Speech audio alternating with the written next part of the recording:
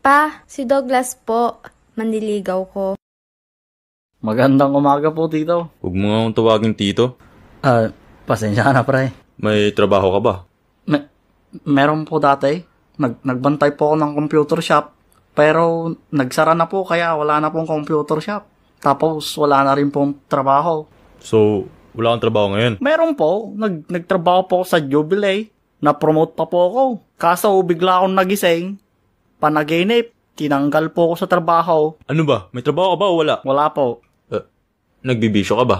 Hindi po. Naninigarilyo ka ba? Hindi po. Nambababae ka ba? Hindi po.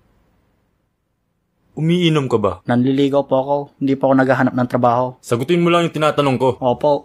Umiinom po. Baka gusto nyo rin pong tanungin kung anong iniinom ko.